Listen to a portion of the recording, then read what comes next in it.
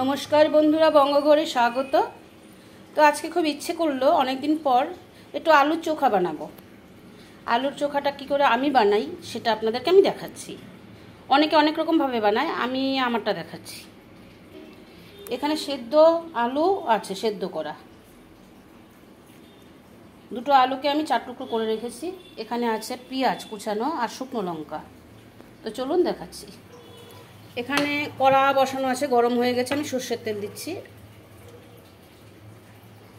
আপনারা যে যেরকম খাবেন তেল সেরকমই দেবেন, খুব কম তেলেও করা যায়, অনেক তেলই যে লাগে এরকম কোনো ব্যাপার। আমি এই তেলটার মধ্যেই সবটা করব। তো তেলটা গরম হোক। আচ্ছা, তেলটা গরম হয়ে গিয়েছে, আমি শুকনো লঙ্কাগুলো একটু ভাজবো।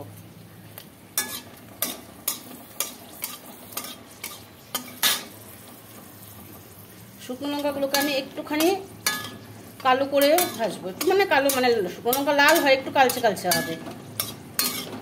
শুকনো লঙ্কা ভাজা হয়ে গিয়েছে, আমি নামিয়ে নিচ্ছি। এই যে শুকনো লঙ্কাটা ভেজে আমি নামিয়ে রাখলাম। এবার তেলের মধ্যে আমি এই যে পেঁয়াজটা কুচিয়ে রেখেছি, এখানে দুটো পেঁয়াজ আছে, কড়াতে দিয়ে দিলাম। পেঁয়াজটাকে একটু বেশি লাগবে, এটা একটু বড় সাইজের দুটো পেঁয়াজ আছে এখানে। এবার পেঁয়াজটাকে আমি একটু ভাজবো, একটু ভালো করে ভাজবো। আচ্ছা, পেঁয়াজটা ভাজা হতে হতে আমি একটা কাজ সেরে নিচ্ছি। সেটা হলো, এই যে লঙ্কাটা দেখছেন, আমি লঙ্কার উপর একটু নুন দিয়ে দিলাম। এই নুনটা দিয়ে লঙ্কাটাকে আমি গুঁড়ো করব, একদম হাত দিয়ে এরকমভাবে গুঁড়ো করে নেব।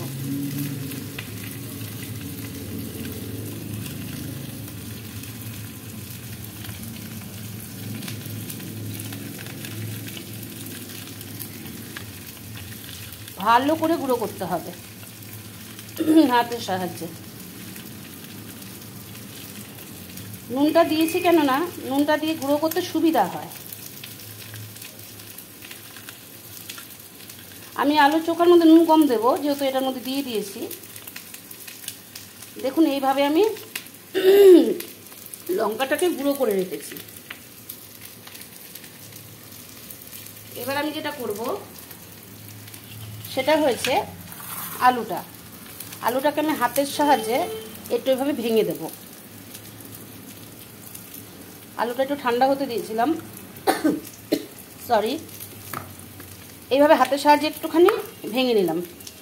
ঠিক আছে, এবার পেঁয়াজটাকে আমি ভেজে বাকি উপকরণগুলো আমি দিচ্ছি। উপকরণ কিছুই না, আলু আর শুকনো লঙ্কা।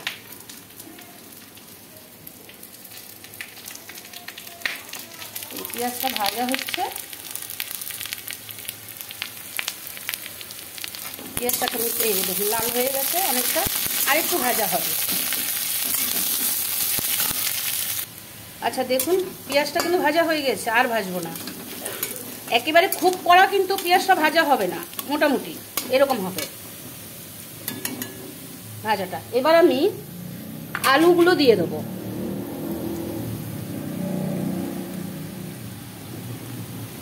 সব আলুটা আমি দিয়ে দেবো।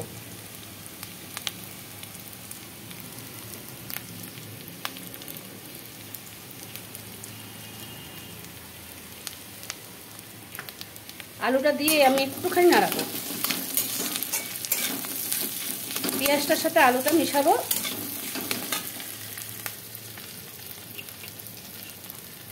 তার মধ্যে বাকি আলুটাও দিচ্ছি আমি। এই যে শুকনো লঙ্কার গুঁড়োটা দিয়ে দিলাম।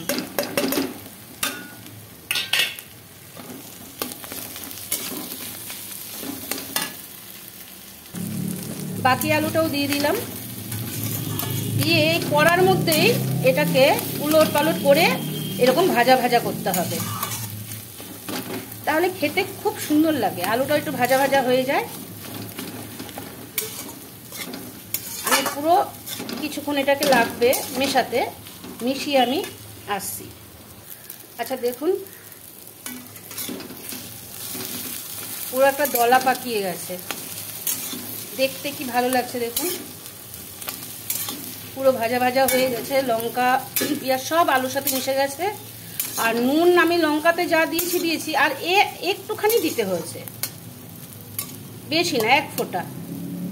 আলুর চোখাটা কিন্তু রেডি। গরম ভাত দিয়ে বা ডাল দিয়ে মেখে সাইডে, এমনি গরম ভাত দিয়ে শুকনোভাবে খুব ভালো লাগে খেতে। আপনারা আমি যেভাবে বানিয়েছি একবার এইভাবে ট্রাই করবেন। আচ্ছা, হয়ে গেছে, আমি এটাকে এবার নামিয়ে ফেলবো। দেখুন আলু চোখাটা আমি এভাবে নামিয়ে নিয়েছি প্লেটে। আচ্ছা, এখানে আছে কুমড়ো, উচ্ছে, কাঁচা লঙ্কা, সর্ষের তেল আর নুন সব দিয়ে দিয়েছি। এই যে নুন, সর্ষের তেল, কাঁচা লঙ্কা সব দিয়ে এটাকে আবার একটু মেখে নেব। আচ্ছা, উচ্ছে কুমড়ো এভাবে মেখে নিয়েছি, আলুর চোখা, উচ্ছে কুমড়ো, আর এদিকে 5টা ডিম ফেটিয়ে রেখেছি কাঁচা লঙ্কা, পেঁয়াজ আর নুন দিয়ে। সব কিছু রয়েছে এর মধ্যে, জাস্ট এটাকে শুধু একটু ফেটিয়ে রেডি করে রাখবো। খাওয়ার সময় ডিমের অমলেট করব। আজকে সত্যি কথা বলতে